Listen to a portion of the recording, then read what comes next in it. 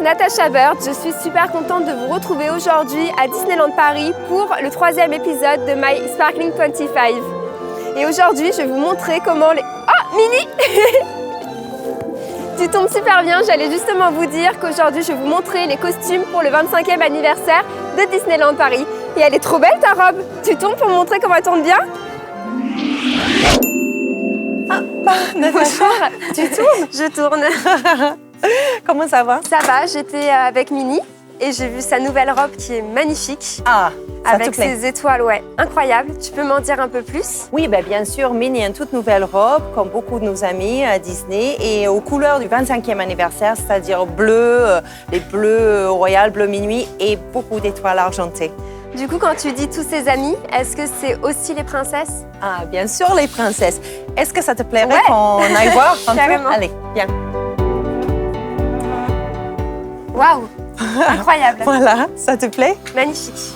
Nous sommes là à l'atelier couture. Et comme tu peux voir, il y a énormément de travail sur les costumes, nouveaux costumes pour le 25e anniversaire, dont notamment pour la parade, bien sûr. Mais nous avons 2 spectacles nouveaux. Et un avec Mickey Mouse qui va se présenter son joyeux anniversaire à Disneyland Paris. Mais moi, je voulais te parler du spectacle dont je suis le metteur en scène, qui s'appelle L'étincelant de valse des princesses. D'où les robes. Voilà, Okay. d'où les robes. Du coup, tu peux m'en dire plus sur ce spectacle? Alors, c'est la princesse Aurore qui D'accord. invite toutes les autres princesses Disney pour une bal royale. Il y a 8 princesses avec une ambiance vraiment très glamour. Nous avons d'ailleurs refait tout le décor sur le sein du château. Donc, il fallait qu'on rajoute des choses un peu spéciales sur les robes pour l'occasion. J'ai le droit de savoir le nom des 8 princesses qui vont avoir cette nouvelle robe? Parce que c'est toi. Sur ce spectacle, nous avons Princesse Aurore, bien sûr, qui invite les autres princesses. J'ai Cendrillon, Belle, Tiana, la princesse Jasmine. J'ai Réponse, Ariel. Il y a aussi il manquait... Du coup, Blanche-Neige. Ah oui, Non? Blanche-Neige. Bravo. Ah, tu t'es concentrée sur les princes. Je vois que tu t'y connais. Hein? Et du coup, les inspirations pour embellir ces robes de princesse, elles sont venues comment? On s'est amusé avec donc notre designer costume Isabelle Lemarie depuis longtemps. On échange sur comment personnaliser et sublimer ses robes. Et donc, on est parti sur les icônes des princesses.